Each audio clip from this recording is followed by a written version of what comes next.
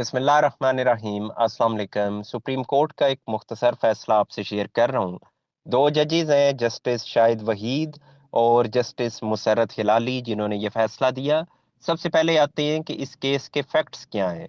तो बलूचिस्तान का एक शहर सिब्बी, वहाँ का ये केस है। एक खातून अदालत में आती हैं और वो ये आके कहती हैं कि मेरे वालिद की डेथ हो गई है। वालिद की 100 एकड़ ज़मीन थी, जिसमें तीसरा हिस्सा मेरा बनता था, क्योंकि मेरे अलावा मेरा सिर्फ एक भाई है, हम दो ही वारिस हैं।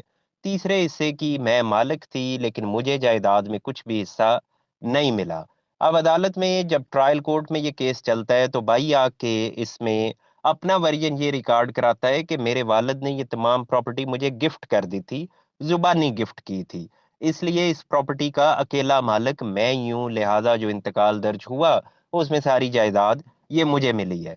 अब जो ट्रायल कोर्ट है वो फैसला किसके हक में देती है? बाई के हक में, यानी बहन को कुछ भी नहीं मिलता। अपील होती है, अपील में भी वही फैसला बहाल रहता है, यानी बाई ही मालिक कायम रहता है। इसमें मजीद ये ऐड कर दूं कि भाई को 100 एकड़ जमीन तकरीबन मिलती है, और उस 100 एकड़ में से वो तकरीबन 1.5 एकड़ फरोख्त कर देता है 13 लाख रुपए में। अब ये फैसला फिर चैलेंज होता है हाई कोर्ट में। तो हाई कोर्ट ये फैसला देती है कि जी, बहन 1/3 हिस्से की मालिक बनती है, लिहाजा जो 13 लाख रुपए मिले, उन 13 लाख का तीसरा हिस्सा वो इस बहन का बनता है। अब यहाँ जो सिस्टर आई अदालत में, वो क्लेम क्या कर रही है? वो कह रही है कि टोटल जायदाद में से मुझे तीसरा हिस्सा मिले। लेकिन high court, Balochistan high court ने क्या फैसला दिया कि जो 1.5 एकड़ बिक चुकी है, उस बिकने वाली जायदाद में जो अमाउंट हासिल हुई है, उसका तीसरा हिस्सा इस खातून को दे दिया जाए। अब वो इसको चैलेंज कर देती है खातून सुप्रीम कोर्ट में कि ये फैसला तो दुरुस्त नहीं है। मैं तो 13 लाख का तीसरा हिस्सा नहीं मांग रही, मैं टोटल जायदाद का तीसरा हिस्सा मांग रही हूँ। तो फिर सुप्रीम कोर्ट इसमें एग्जैक्ट यही फैसला देती है जो इस खातून की इस्तदा है, कि ये खातून तीसरे हिस्से की हकदार बनती है अपने बाप की जायदाद में से। टोटल जायदाद 100 एकड़ है, उसका तीसरा हिस्सा इस खातून को मिलेगा। जो 13 लाख का तीसरा हिस्सा कहा गया है वो दुरुस्त नहीं है।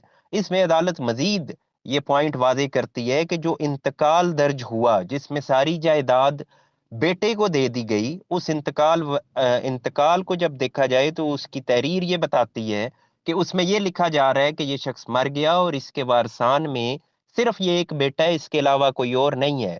यानी ये हिब्बा का इंतकाल नहीं है, बेसिकली ये वरासत का इंतकाल है, और उसमें गलत बयानी की गई है। उसमें ये जाहिर किया गया है कि मरने वाले का सिर्फ एक बेटा ही है, इसके अलावा और कोई औलाद नहीं है। ये फ्रॉड है और ये मिली भगत है महकमे की और इस बेटे की। लिहाजा ये इंतकाल कैंसल, और बेटी को 1/3 हिस्सा टोटल जायदाद में से दिया जाएगा। और जो जायदाद बिक चुकी है उसे भी इस तकसीम के अंदर इस अंदाज से शामिल किया जाएगा, यानी जो 1.5 एकड़ 2 एकड़ वट एवर वो बिकी है, उसको शामिल करके फिर टोटल देखी जाएगी, और टोटल का तीसरा हिस्सा निकाल के वो इस बेटी को दे दिया जाएगा। अब इसमें जो लम्हा फिक्रिया है वो ये है कि ये केस कोई 10-15 साल अदालतों में चला, अभी जो फैसला हुआ सुप्रीम कोर्ट से वो बड़ा फेयर नजर आ रहा है कि बिल्कुल दुरुस्त हुआ। लेकिन जो इस कदर ज्यादा वक्त जाया हुआ, इस कदर ज्यादा पैसा जाया हुआ, अब इसका मदावा कैसे होगा? तो वो कानून कोई सोल्यूशन नहीं देता हमारे यहाँ। यहाँ अगर सोल्यूशन देता भी है तो उसकी तरफ कोई नहीं जाता, क्योंकि वो सोल्यूशन हासिल करने के लिए फिर आपको 10-15 साल लगाने पड़ेंगे। तो इसलिए अगर ये क्विक जस्टिस हमें मिलना शुरू हो जाए, तो एक तो लोगों को रिलीफ जल्दी मिले, और फिर इस तरह के फ्रॉड वो भी बहुत हद तक कम हो जाएं।